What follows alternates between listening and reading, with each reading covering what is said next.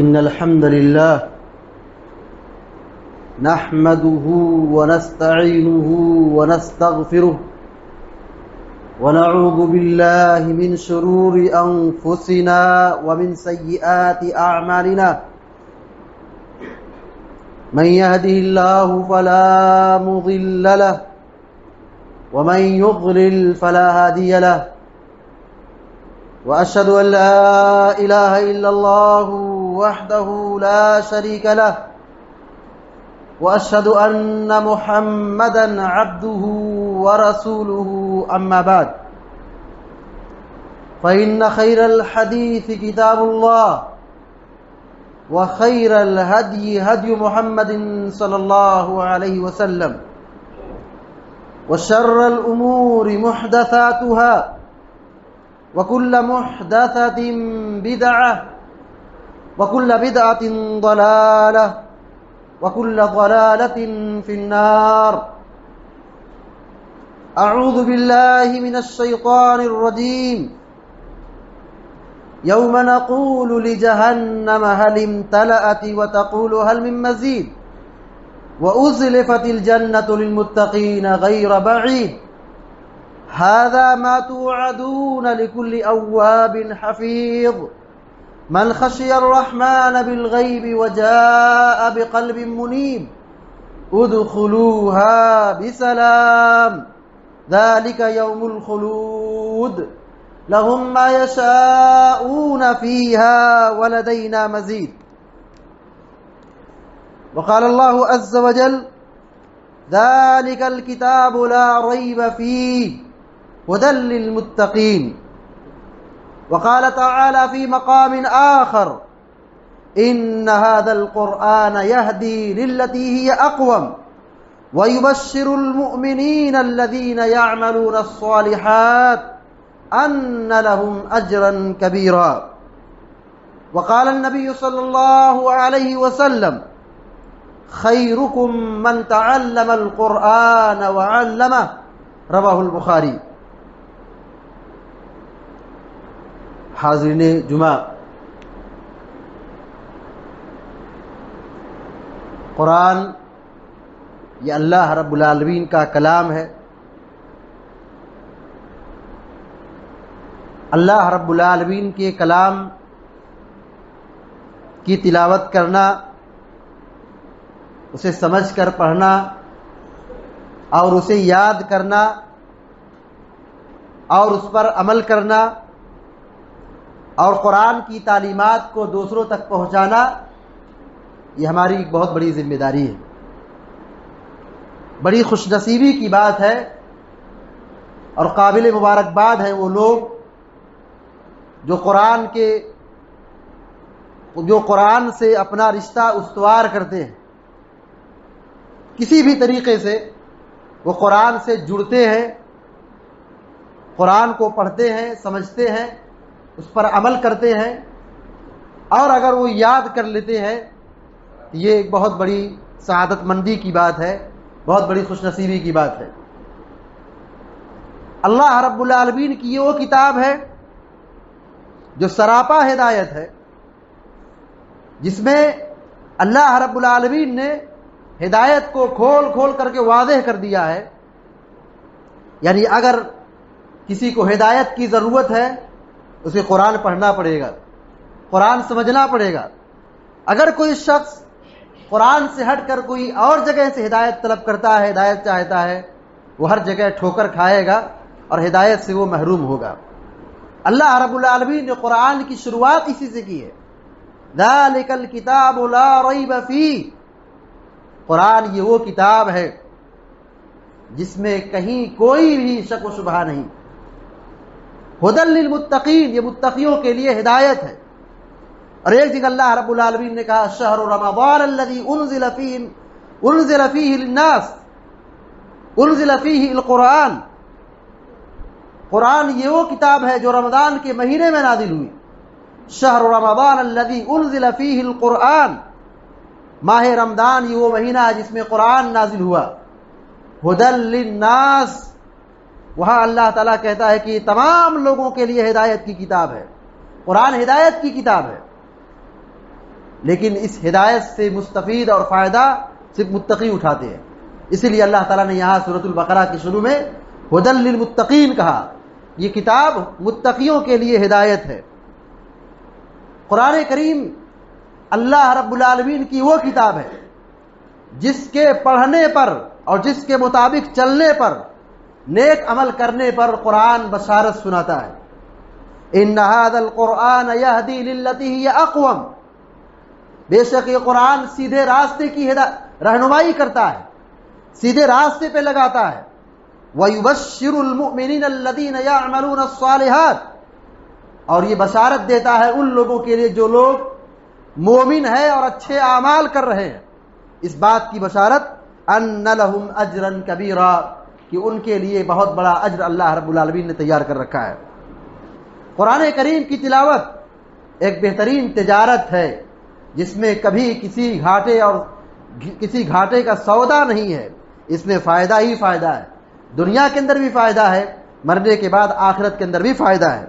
اللہ رب العالمین فرماتا ہے ان الذین یتلون کتاب اللہ واقاموا الصلاۃ، بے شک جو لوگ اللہ کی کتاب کی تلاوت کرتے ہیں، واقاموا الصلاۃ، اور نماز کی پابندی کرتے ہیں، وانفقوا مما رزقناہم سرا وعلانیہ، اور ہم نے جو انہیں روزی دی ہے، مال دیا ہے، اسے وہ چپکے سے اور کھلے طور پر خرچ کر دیں. یرجون تجارتا لن تبور، اللہ رب العالمین کہتا ہے یہ ایسی تجارت کے امیدوار ہیں. اہل ایمان ایسی تجارت کے امیدوار ہیں، قرآن پڑھ کر، نماز پڑھ کر اور اللہ کی راہ میں خرچ کر کے یہ ایسی تجارت کے امیدوار ہیں جس میں کبھی بھی گھاٹا اور نقصان اور خسارہ نہیں ہونے والا ہے. قرآن کریم کا مقام اور مرتبہ ہم سب اچھی طرح جانتے ہیں. آج کے اس جمعے کے خطبے میں جس موضوع کی وضاحت مقصود ہے وہ ہے روز قیامت حافظ قرآن اور اس کے والدین کا مقام. یعنی جو قرآن کو یاد کرے، قرآن کا حافظ بن جائے، اس کا کیا مقام ہے اور اس کے والدین ماں باپ کا کیا مقام ہے. قرآن کریم کا یاد کرنا، قرآن کریم کا حفظ کرنا، اس کی بڑی تاکید کی گئی ہے، اس کی بڑی فضیلت بیان کی گئی ہے. اور قرآن کے حقوق میں سے ایک حق یہ بھی ہے کہ قرآن کو یاد کیا جائے. ایک مسلمان ہونے کے ناطے ایک ہماری ذمہ داری ہے کہ ہم قرآن یاد کریں. بہتر ہے کہ ہم حافظ قرآن بن جائیں، اور اگر حافظ قرآن نہیں تو قرآن تو کچھ نہ کچھ ضرور یاد کرنا چاہیے، کیونکہ نماز میں قرآن کے پڑھنے کا حکم دیا گیا ہے. دیکھیے ہم جب نماز پڑھتے ہیں سورۃ الفاتحہ کے بعد قرآن کریم کی کسی سورت کی تلاوت کرتے ہیں، چند ہی آیت صحیح لیکن قرآن پڑھتے ہیں. اور اگر امام کے پیچھے جہری نماز پڑھ رہے ہیں تو ہم قرآن سنتے ہیں. تو قرآن یاد کرنا چاہیے تاکہ ہم نمازوں میں صحیح طور پر پڑھ سکیں اور اپنی نماز کو خشوع و خضوع کے ساتھ ادا کر سکیں. قرآن کریم کو یاد کرنے کی اور اس کو پڑھنے کی بڑی فضیلت کتاب و سنت میں بیان کی گئی ہے. پیارے نبی صلی اللہ علیہ وسلم فرماتے ہیں خیرکم من تعلم القرآن وعلمہ، تم میں سب سے بہتر وہ شخص ہے جو قرآن کو پڑھتا ہو، قرآن کو پڑھاتا ہو. جس نے قرآن کو سیکھا اور قرآن کو سکھایا وہ تم میں سب سے افضل ہے، وہ سب سے افضل ہے. اس کا مقام بہت اعلیٰ ہے، اس کا درجہ بہت بڑا ہے. پیارے نبی صلی اللہ علیہ وسلم قاری قرآن کے حوالے سے بیان فرماتے ہیں وَمَا اجْتَمَعَ قَوْمٌ فِي بَيْتٍ مِّن بُيُوتِ اللَّهِ يَتْلُونَ كِتَابَ اللَّهِ وَيَتَدَارَسُونَهُ بَيْنَهُمْ إِلَّا نَزَلَتْ عَلَيْهِمُ السَّكِينَةُ وَغَشِّيَتْهُمُ الرَّحْمَةُ وَحَفَّتْهُمُ الْمَلَائِكَةُ وَذَكَرَهُمُ اللَّهُ فِي مَنْ عِندَهُ. جب بھی کوئی قوم اللہ کی کتاب کو پڑھنے کے لیے اکٹھی ہوتی ہے، اللہ کی کتاب کو پڑھنے کے لیے اللہ کے گھر میں جمع ہوتی ہے اور قرآن کریم کو پڑھتی ہے، قرآن کریم کو سمجھتی ہے، قرآن کریم کے معنی مفہوم کو جاننے کی کوشش کرتی ہے، جب بھی قوم جمع ہو جائے، جب بھی قوم جمع ہو جائے، دن ہو کی رات، صبح ہو کی شام، جہاں بھی قوم جمع ہو جائے اور قرآن کریم کو پڑھے پڑھائے سمجھے سمجھائے، ایسی مجلسوں پر، ایسی مجلسیں بابرکت ہیں، ایسی مجلسوں پر اللہ رب العالمین کی رحمتیں، برکتیں سکینتیں نازل ہوتی ہیں اور اطمینان اور سکون حاصل ہوتا ہے، قلبی راحت اور سکون حاصل ہوتا ہے، اور فرشتوں کا نزول ہوتا ہے، اور اللہ تبارک و تعالی ایسی مجلسوں کا تذکرہ اپنے مقرب فرشتوں کے درمیان تذکرہ کرتا ہے، ان کا ذکر کرتا ہے، ان کا بیان کرتا ہے کہ دیکھو یہ میرے بندے ہیں جو مجلس میں اللہ میرے گھر میں یہ اللہ میری کتاب کی تلاوت کر رہے ہیں، قرآن پڑھ رہے ہیں، قرآن سمجھ رہے ہیں۔ ایسی مبارک مجلسوں پر فرشتوں کا نزول ہوتا ہے، فرشتے اپنے پروں میں ان کو گھیر لیتے ہیں، اللہ کی رحمتیں، برکتیں، سکینتیں، رحمتیں، نوازشیں یہ سب نازل ہوتی ہیں، یہ بڑی مبارک مجلس ہوتی ہے۔ اسی طریقے سے دنیا کے اندر حافظ قرآن کے لیے ایک مقام یہ ہے کہ اسے امامت کا درجہ حاصل ہوتا ہے، امامت کا مقام حاصل ہوتا ہے، نماز پڑھاتا ہے۔ امامت کون کرائے، امام کون بنے؟ پیارے نبی صلی اللہ علیہ وسلم نے فرمایا یؤم القوم اقرأہم لکتاب اللہ، مسلم شریف کی روایت ہے کہ قوم کی امامت وہ کرے جو قاری قرآن ہو، قرآن کا حافظ ہو، قرآن کا پڑھنے والا ہو، وہ امامت کا سب سے زیادہ مستحق ہے، وہ سب سے زیادہ حقدار ہے۔ عبداللہ بن عمر رضی اللہ تعالی عنہما بیان فرماتے ہیں کہ اللہ کے نبی صلی اللہ علیہ وسلم کی ہجرت سے پہلے، یعنی آپ جب قباء میں تشریف نہیں لائے تھے، اس وقت پیارے نبی صلی اللہ علیہ وسلم کی آمد سے پہلے حضرت سالم مولا حذیفہ رضی اللہ تعالیٰ عنہ قباء کے مسلمانوں کو نماز پڑھاتے تھے، ان کی امامت کرتے تھے۔ کیوں امامت کرتے تھے؟ امام بخاری رحمۃ اللہ علیہ نے روایت نقل کی ہے وَكَانَ أَكْثَرُهُمْ قُرْآنًا، یہ امام اس لیے بنے تھے کہ ان کو قرآن سب سے زیادہ یاد تھا، یہ قرآن کے قاری تھے، ان کو قرآن زیادہ یاد تھا، اس لیے ان کو امام بنایا گیا تھا۔ پیارے نبی صلی اللہ علیہ وسلم نے احادیث مبارکہ میں حافظ قرآن کے لیے قیامت کے دن ملنے والے انعامات اور قیامت کے دن ملنے والی نعمتوں کا احادیث میں بے شمار تذکرہ فرمایا ہے۔ ایک فضیلت یہ ہے، حافظ قرآن کا ایک مقام یہ ہے کہ جب وہ مر جائے اور کئی لوگ انتقال کر چکے ہوں اور ایک ہی قبر میں کئی مردوں کو دفن کرنے کا معاملہ آ جائے، دیکھیے عام حالت میں ایک قبر میں ایک مردے کو دفن کیا جاتا ہے، لیکن اگر کئی لوگوں کا انتقال ہو جائے اور سب کی الگ الگ قبر بنانا مشکل ہو جائے تو ایک ہی گڈھے میں کشادہ قبر بنا کر کے ایک قبر میں کئی مردوں کو دفن کیا جا سکتا ہے۔ جیسے کہ جنگ احد کے موقع پر 70 صحابہ اکرام شہید ہو گئے، ان کی تدفین کا ایک بڑا مسئلہ تھا، صحابہ اکرام زخمی تھے اور سب کے لیے ایک مستقل الگ الگ قبر بنانا مشکل تھا۔ پیارے نبی صلی اللہ علیہ وسلم نے حکم دیا، کہا گہری کشادہ قبر کھودو اور ایک قبر میں 2 مردے کو، 3 مردے کو، 4 مردے کو دفن کرو۔ اور پیارے نبی صلی اللہ علیہ وسلم تدفین کے وقت یہ سوال کرتے تھے، کہتے تھے کہ ان میں قرآن کا قاری کون سب سے زیادہ ہے؟ ایہم اکثر اخذا للقرآن، بخاری کی روایت ہے۔ پیارے نبی صلی اللہ علیہ وسلم کئی جب مردے جمع ہو جاتے، شہداء جمع ہو جاتے، آپ پوچھتے تھے کہ ان چاروں میں سے، ان تینوں میں سے کس کو قرآن زیادہ یاد ہے؟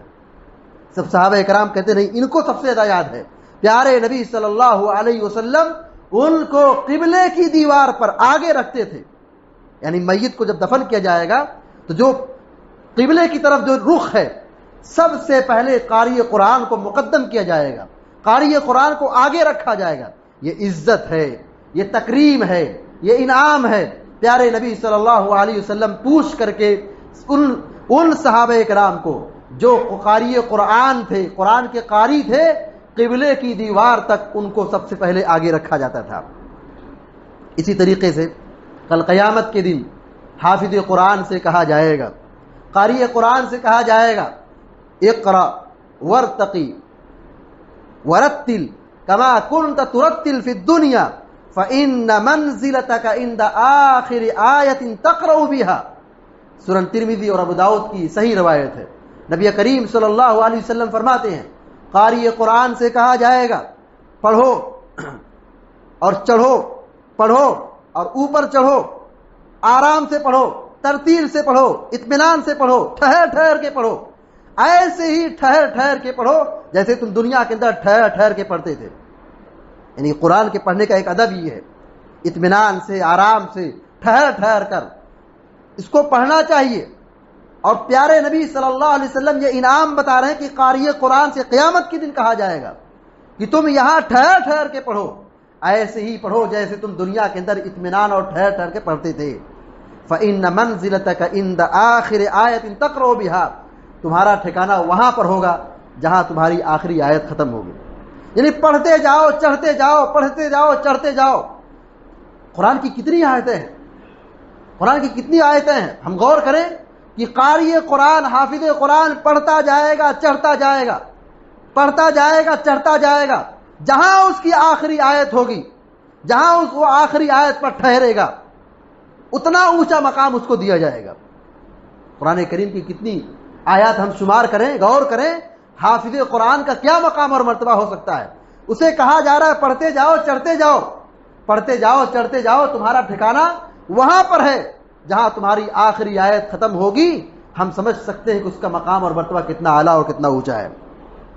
پیارے نبی صلی اللہ علیہ وسلم نے حدیث کے اندر فرمایا مثل الذی یقرأ القرآن وهو حافظ له مع السفرة الكرام البررة، بخاری شریف کی روایت ہے.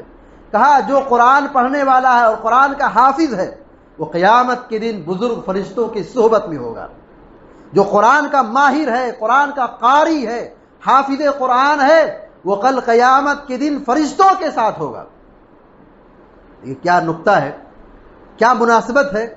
اس دنیا میں ہم قرآن پڑھیں، فرشتوں کا نزول ہوتا ہے، رحمتوں کا نزول ہوتا ہے، فرشتوں کی صحبت حاصل ہوتی ہے.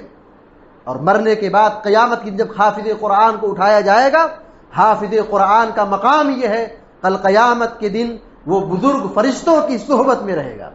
اسی طریقے سے حافظ قرآن کا ایک مقام یہ ہے کہ اسے ایک تاج پہنایا جائے گا، ایک لباس پہنایا جائے گا.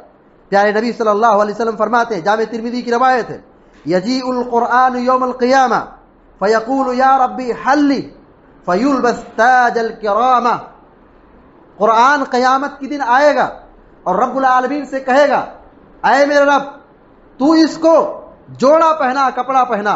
یعنی حافظ قرآن سے متعلق کہے گا، قرآن حافظ قرآن کے بارے میں اللہ رب العالمین سے شفاعت کرے گا، کہے گا اے رب اس کو پہنا، جوڑا پہنا، کپڑا پہنا. فیلبس تاج الکرامہ، تو اسے کرامت کا تاج پہنایا جائے گا. حافظ قرآن کو کرامت کا تاج پہنایا جائے گا، بزرگی کا لباس پہنایا جائے گا، عزت کا لباس پہنایا جائے گا، تاج پہنایا جائے گا. ثم یقول یا ربی زدہ، قرآن پھر کہے گا اے رب العالمین اس کو اور پہنا. فیلبس حلۃ الکرامہ، حلۃ الکرامہ، تو اسے کرامت کا جوڑا پہنایا جائے گا. حافظ قرآن کے لیے ایک فضیلت یہی ہے کہ اسے جوڑا پہنایا جائے گا، کپڑا پہنایا جائے گا اور تاج پہنایا جائے گا. قیامت کے دن حافظ قرآن کے لیے شفاعت کی جائے گی، قرآن شفاعت کرے گا. پیارے نبی صلی اللہ علیہ وسلم فرماتے، ترمذی کی روایت ہے، صحیح مسلم کی روایت ہے کہ اقرأوا القرآن، تم لوگ قرآن پڑھو، قرآن پڑھو، قرآن کی تلاوت کرو، قرآن یاد کرو. فإنه يأتي يوم القيامة شفيعا لأصحابي، کیونکہ یہ قرآن اپنے پڑھنے والے کے حق میں حافظ قرآن اور قاری قرآن کے بارے میں شفاعت کرے گا. مسلم کی روایت ہے. اسی طریقے سے طبرانی کی ایک روایت میں ہے کہ والدین کو بھی جوڑا پہنایا جائے گا. جیسے حافظ قرآن کی فضیلت ہے، حافظ قرآن کا مقام اور مرتبہ ہے، اس کی تکریم ہے، اس کا احترام ہے، اس کے لیے انعام ہے. کل قیامت کے دن حافظ قرآن کے والدین، ماں باپ کے لیے بھی عزت کا لباس پہنایا جائے گا، ان کو بھی تاج پہنایا جائے گا، ان کو بھی جوڑا پہنایا جائے گا. کیونکہ ماں باپ سبب بنتے ہیں، ذریعہ بنتے ہیں، اس عبادت اور اس نیکی کا وسیلہ اور ذریعہ بنتے ہیں. کیونکہ تعلیم و تربیت کے پیچھے ماں باپ بڑی محنت کرتے ہیں، کوشش کرتے ہیں، بھاگ دوڑ کرتے ہیں، مال خرچ کرتے ہیں، تعلیم و تربیت کے لیے محنت کرتے ہیں. تو ان کی محنتیں، کوششیں رائے گاہ نہیں جائے گی. حافظ قرآن کو جیسے تاج اور لباس پہنایا جائے گا، حافظ قرآن کے والدین کے لیے بھی یہ مقام اور درجہ عطا کیا جائے گا.